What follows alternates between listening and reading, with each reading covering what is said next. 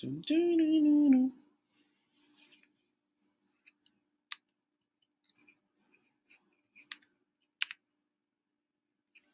Hi, friends. Welcome back to another lesson with Mr. Core, writing with Mr. Core. For today's lesson, I'm jumping ahead of myself. Friends, how are you guys doing? I hope you guys are all being safe at home. I'm sending all my virtual hugs. I'm sending all my virtual high fives, and I hope you guys are all being safe and still continuing to practice social distancing. For today's lesson, you're going to be needing a few items. You're going to be needing your pen or pencil, writing paper, week 3 distant learning student work packet, Revolution and Independence, along with the text that can be found on page 47 within your learning packet, Just Say No, The Daughters of Liberty. Go ahead and pause the video so you can get all your items that you need before continuing. Once you have everything, hit play.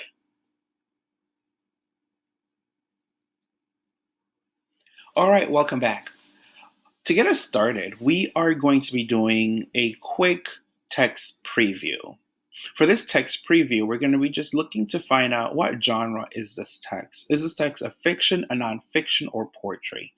Go ahead and quickly pause the video to do your text preview and then hit play when you're back. All right, so after doing your text preview, I hope you guys all came with the right answer that this text is a nonfiction. For this nonfiction text, we know that it is because it has facts, pictures, and it also gives us information. As we continue, the next part, you're going to be using your writing paper to create the graphic organizer below. This is our topic and main idea for nonfiction graphic organizer that we'll be using for today's lesson. Go ahead and create your very own that looks just like this on the screen. Go ahead and hit pause as you create your very own graphic organizer. And play when you're ready.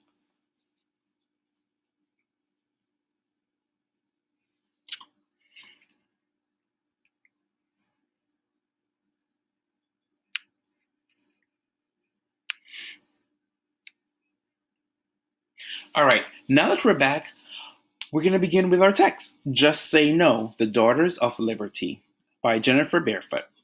I'm going to begin reading the caption. Throughout the 1760s, citizens of the 13 colonies in the present-day United States were upset with the British government's rule over them.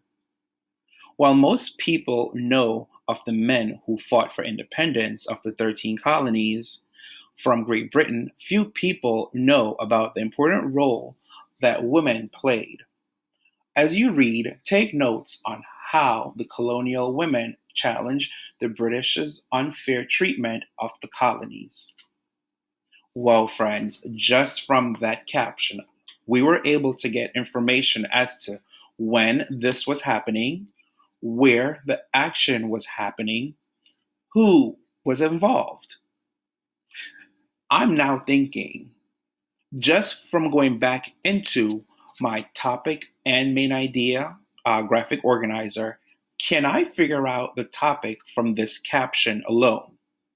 If so, if you can, go ahead and stop the video and jot down your topic on your paper.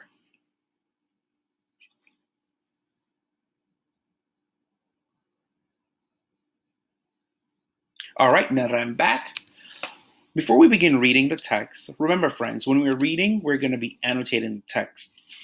Annotating the text by underlining key information and circling any unknown words.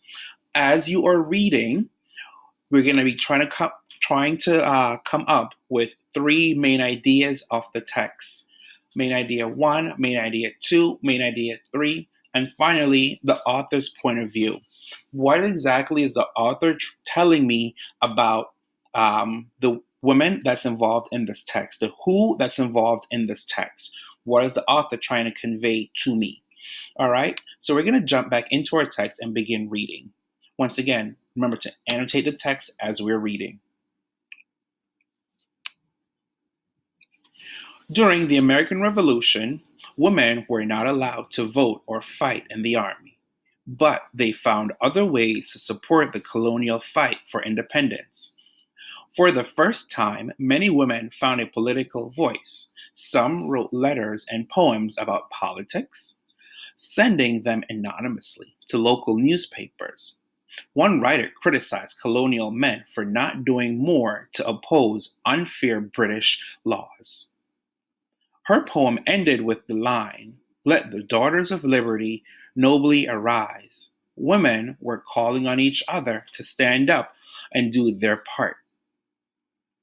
The fight the, to fight the British, these daughters of liberty used the power they had, the power to choose what not to buy. I'm going to go ahead and stop here, and I want you guys to continue reading on your own. While you're continuing to read on your own, remember, annotate the text as you're reading, and we're looking for three main ideas from the text. Go ahead and hit pause and come back when you're ready.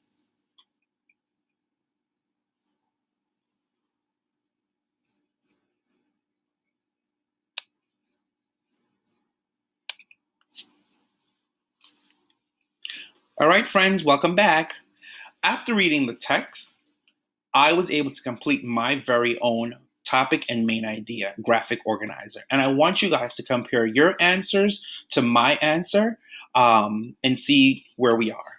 For my topic, I came up with different roles when played during the American Revolution. Main idea number one: during the American Revolution, women were not allowed to vote or fight in the army. Main idea number two: Daughters of Liberty didn't join in on the public protests and riots. They organized and participated in boycotts and helped manufacture goods. Main idea number three: while colonial men fought the British with guns, women fought them with money. The text lets us know that instead of buying British goods, they were making their own, which ultimately led me to the author's point of view. The decision women made when buying goods may have been as important as the decision men made when they were picking up their guns. It lets us know that the men were fighting the war with their weapons, with their guns, and the women were fighting the war by making their own items and refusing to buy British goods. All right, friends? In this work, there are two texts. This was the first text. There's a second text that you're going to have to read on your own. To answer this writing prompt, how did women contribute to the fight for independence? And how should they be remembered? I have a few rereading reminders. Remember to annotate important details, jot the main idea down after reading. Make sure you have notes on how colonial women changed the British's unfair treatment of the colonies. Challenged. So I'm going to reread number three.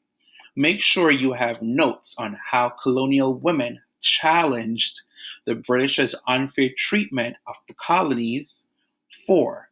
Use details and evidence to answer your writing prompt. And the fifth one, use your drafting and publishing rubric that is in your work packet to check your work. Once you finish writing your written essay, I want you guys to send it to me. You can use your Clever Teams to send me your work, or you can also take a picture of it and send it to me via picture message from your phone. All right, friends, I look forward to hearing from you. Reach out if anything. Bye now.